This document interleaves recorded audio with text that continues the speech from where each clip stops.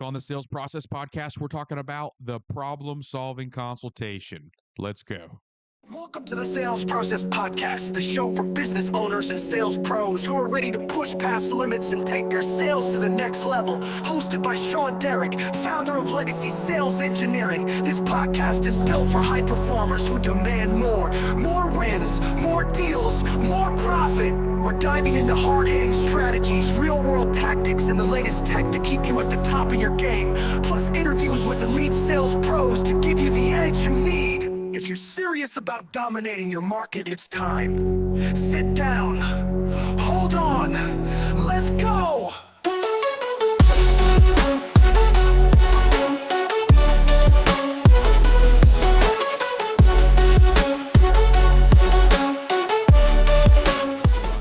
This episode of the Sales Process Podcast has been sponsored by Legacy Sales Engineering, helping you sell great products with a great sales process. Visit www.legacysaleseng.com to discover your solution for every step of your business sales process. Subscribe to the Sales Process Podcast wherever your favorite podcast is available, and check out fixyourprocess.com to reserve your seat at our next Sales Process Workshop today.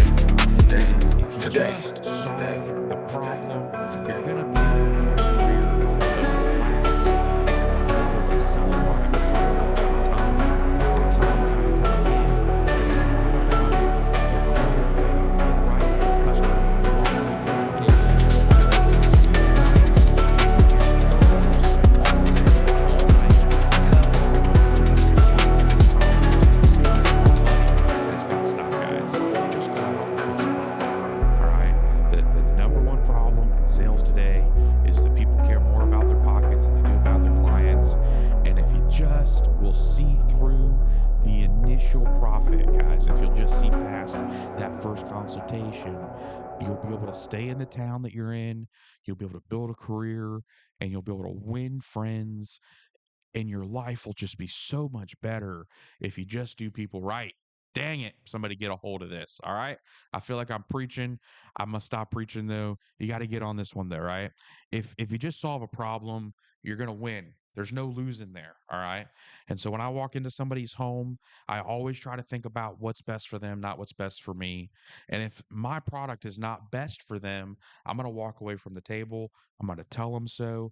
I'm going to be able to sleep at night and have enough dignity to go back out there and try to get the next sale at the next kitchen table, guys. There's more prospects out there.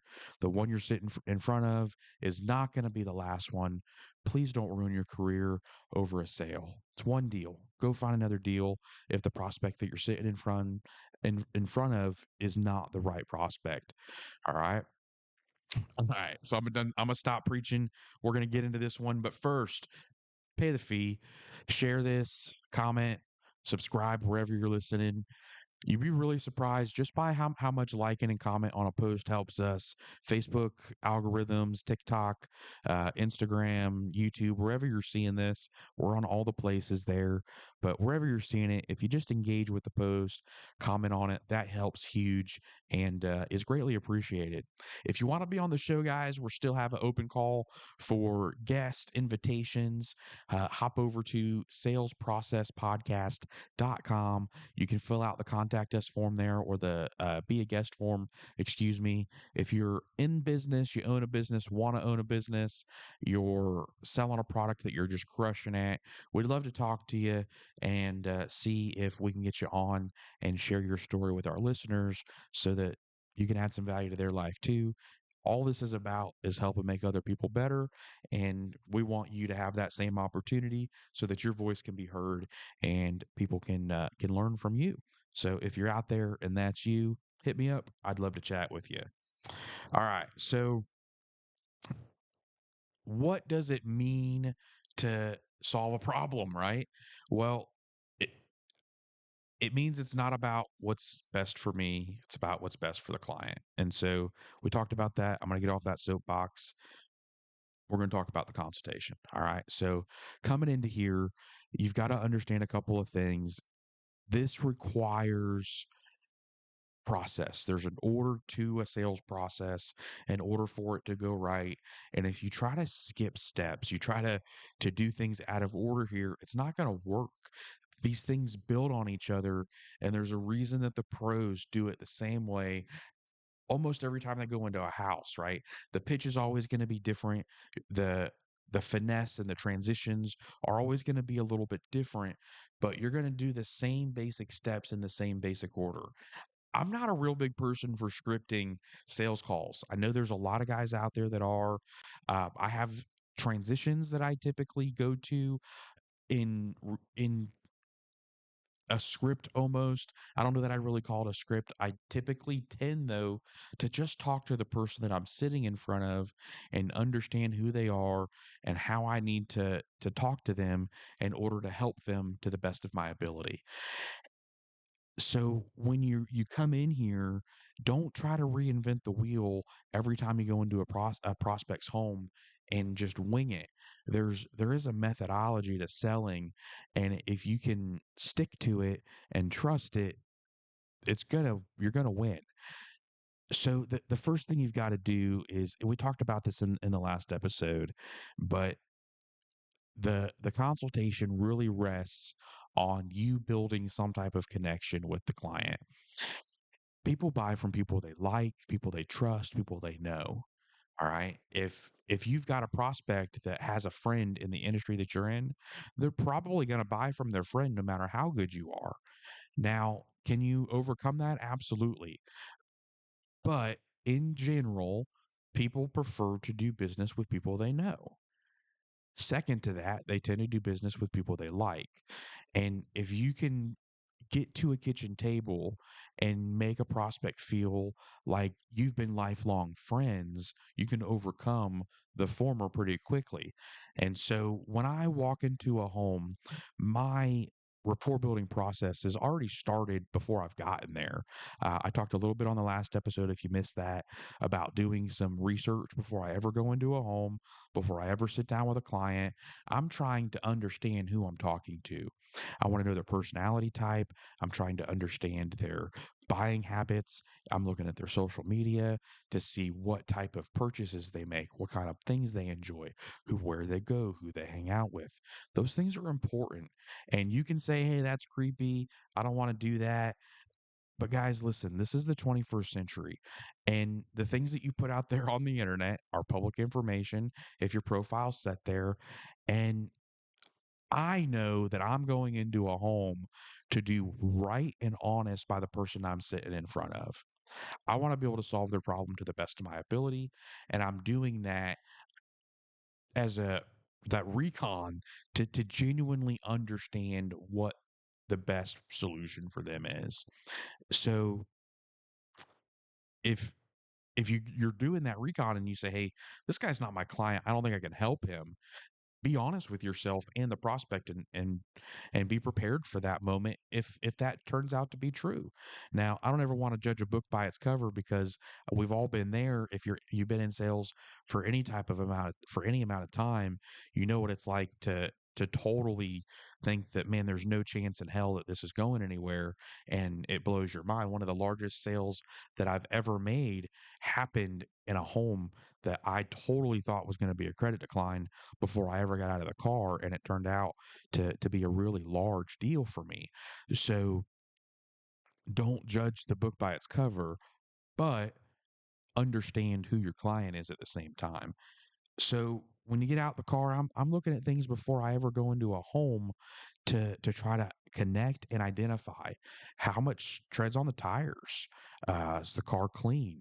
Is the grass cut? Is the lawn manicured, or is the landscaping manicured?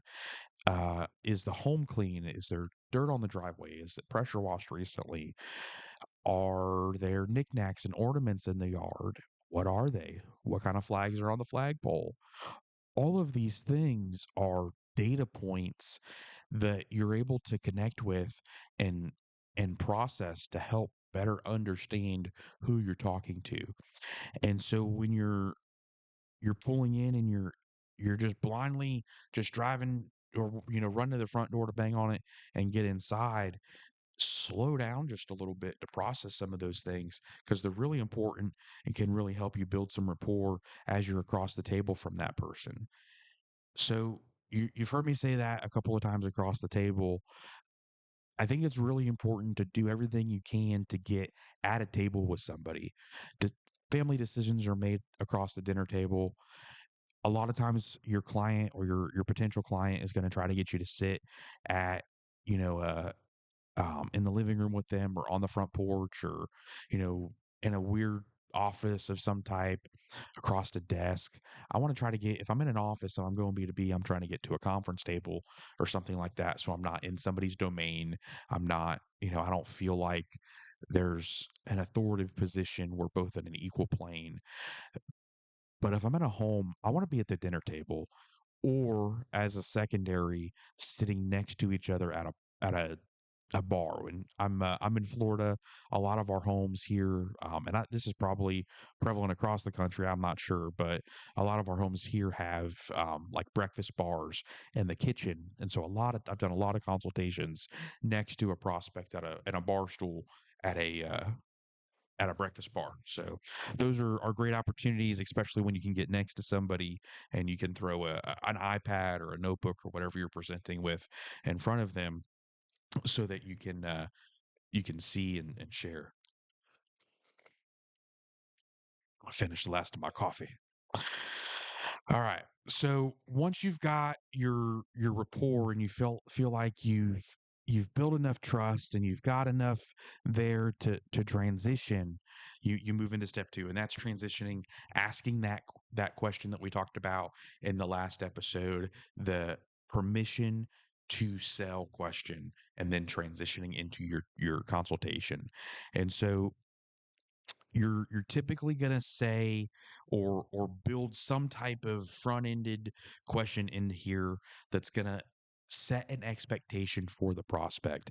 All right, hey, Mr. Prospect. So this is what this is going to look like today. We're going to talk about this. I'm going to walk you through a couple of questions so I can better understand what you're going to need from me, and then I'm going to show you a few ways that we can solve that for you. And if I can do that, we're going to go ahead and move on to getting you moving on to the next steps. Whatever that looks like, you want to set some type of agenda at the front end so the prospect understands the process you're taking them through and they've got an expectation of what happens next. Really important to do that so that they know where you're going. If you can do this, it disarms the situation just a little bit. Um, I also like to throw in here in the front end sometimes a lot of times you might even say in that transition question, hey, I'm going to walk through and I've got a couple of questions for you that I want to make sure that we can even help you today. I'm not even sure if we're going to be a good fit for you. If you can disarm that and make them feel like, well, hey, he might not even want to do business with me. There's a lot of different tactics and methods you can talk through here that you can get into. I'm not going to get into that a lot further or deeper in this episode. That's a discussion for another day. But you need some type of transition here that is going to lend to your sales presentation and whatever happens next. And so step three is moving into that actual presentation where you're identifying the issue, you're exposing the pain points, and then you're providing some type of motivation to move forward. All right. And so through this process, you're providing facts. All right. You're telling them, hey, this is who we are. This is why we're the best. What what we are, where you're establishing more authority in this part of the presentation. You're going to typically hone in on whatever your unique selling point is, your USP in your business. What makes you different from the next guy? For me, in my business, what makes us really different is that I've got real world sales experience. I've been in the trenches. I've written thousands of transactions in my lifetime with prospects and clients. And I understand the psychology that goes on behind sales and marketing.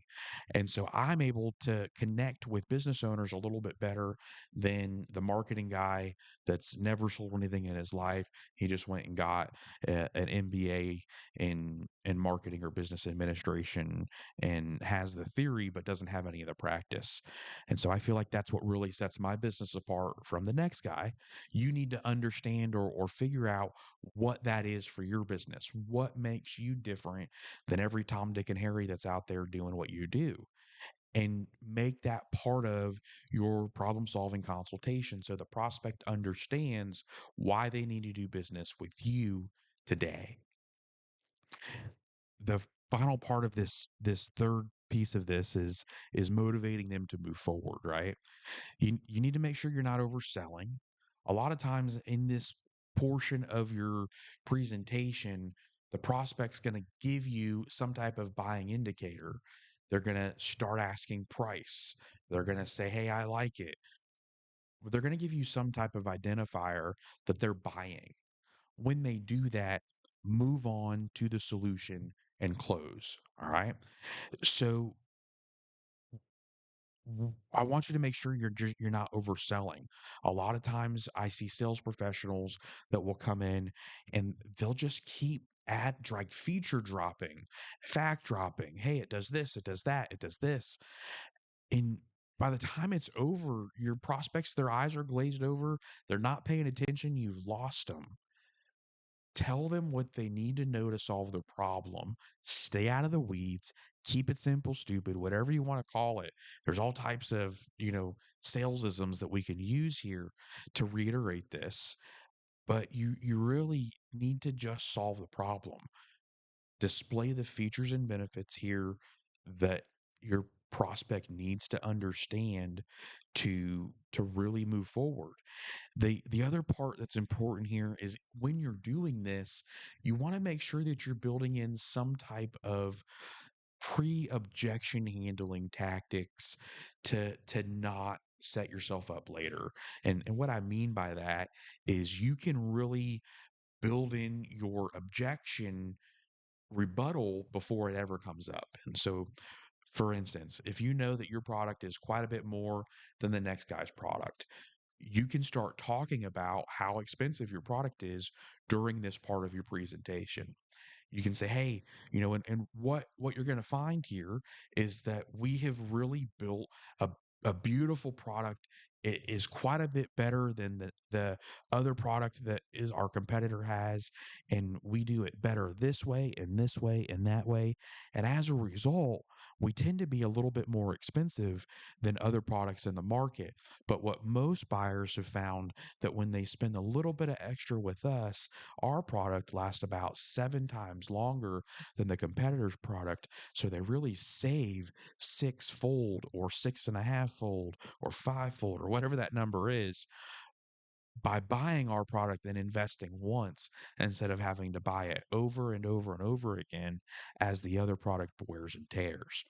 And so that's just an example. Whatever, there's lots of objections and different ways that you can handle those things in that process. But you should be building in some type of objection handling into this identify, expose, motivate step that helps you later on. So what I a good rule of thumb is I like to figure out whatever the most 2 or 3 common objections my product gets and systematically build those objections into my sales process. And so, whether you're getting a price objection, a quality objection, a time objection, it takes too long to install your product, or whatever that looks like, figure out what your 2 to 3 most common objections that you're hearing are. Build those into this step. And just get them out of the way, get the elephant out of the room, make sure your prospect understands why those objections aren't real objections. If you can do this, it'll help you when you try to provide the final solution and the final step to this, which is step 4, which is providing the solutions. And this is just simply asking the close, right? You're the authority. You've demonstrated why you're the authority. Now provide a solution based on your expertise. I really, really like to use 2 style of closes. Now there's lots of different closes that you can move in out there, and you need to have a good handle on those as you're progressing in your sales career. You're going to be able to stick those in your back pocket and pull them out when you need them. But two very, very just foolproof, easy closes. They're going to work almost every time you use them, and knowing when to use them is what's important. All right. And so two options. If I am absolutely certain of one solution that I have is the absolute best solution for a customer, I am going to use the assumptive close. All right. I also like to use the this or that close. And the assumptive close, if you don't know what those are, if you're just getting into sales, assumptive close is just assuming that your purchaser, your prospect is moving forward. You just, hey, we're doing this, get your stuff, let's do this. The this or that close is typically providing, hey, this we've got this option or that option. Which one makes the most sense for you? The reason that one's so effective is because it takes the no out of the equation. You're not asking them a yes or no question. Hey, what do you think? You're not leaving it open ended. You're very directly saying, hey, which solution do you think provides the best resolution for your problem? So there's two ways you've got to do those and set those up properly, though, so that they land when you present them. And here's what I mean by that. When I use the assumptive close, I typically know that the solution I'm going to provide is the only or absolute best solution for the prospect. What what I do there is I'll typically when I use this, the prospect has said, "Hey, I really want this." But that this is usually not what's best for them. Sometimes you have a buyer that they think that they want something, but they don't understand the product well. They're not a professional. They're a homeowner or they're a business owner that is really good at what they do, but maybe they don't have an understanding of the service you provide. So they have this ideology that they want things a certain way, and they really don't. They don't understand their real need. And so what I'll do is I'll say, "Hey, I understand that what you really want is this. And I understand why you want that. You want it because you want to do this, this, and this.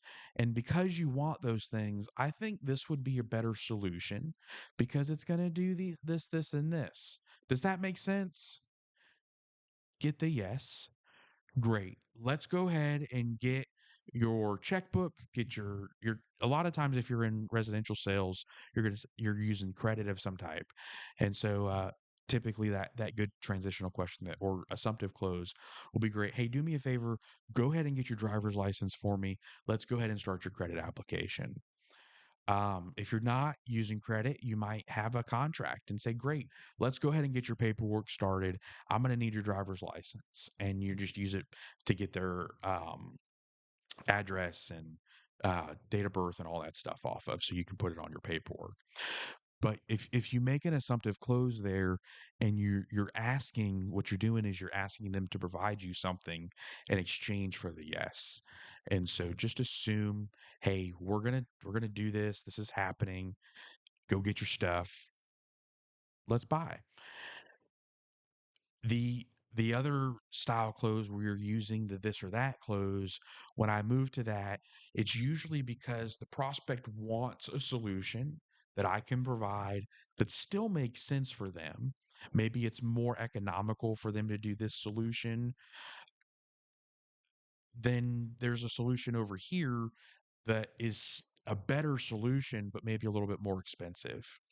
The other time I'll use this is if the prospect thinks that they want a really like they want the solution that's more expensive, but in my discussion with them, I'm understanding that they're probably not financially it's probably not in their reach to financially provide that solution to them. So I'll provide a cheaper solution as a second option.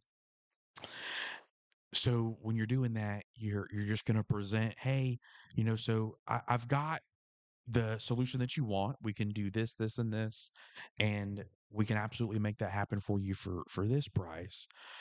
But what a lot of people have found when they do this option is that they have to, they may want this other feature. And in order to have this other feature, we've got this option over here, which is only just this much more a month. Which one do you think makes the most sense for you guys right now? And I'll let them make that decision.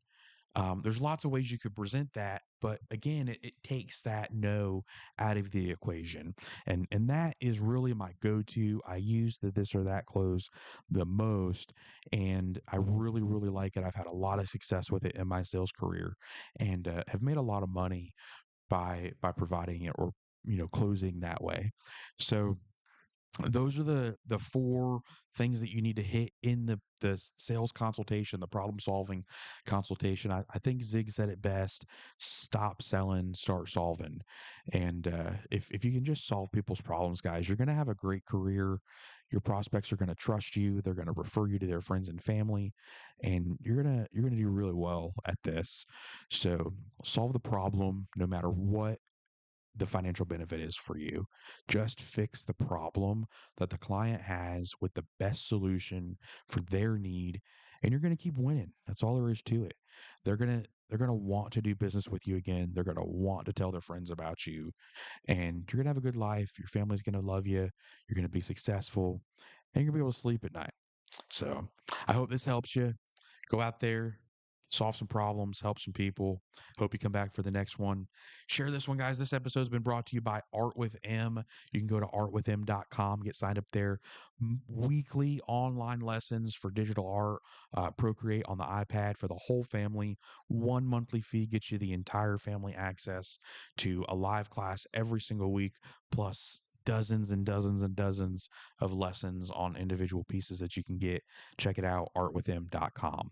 Thanks for being here. My name is Shawn Derrick, Legacy Sales Engineering. This has been the Sales Process Podcast. We'll see you next week. This episode of the Sales Process Podcast has been sponsored by Legacy Sales Engineering, helping you sell great products with a great sales process. Visit www.legacysaleseng.com to discover your solution for every step of your business sales process. Subscribe to the Sales Process Podcast wherever your favorite podcast is available to check out fixyourprocess.com to reserve your seat at our next sales process workshop today.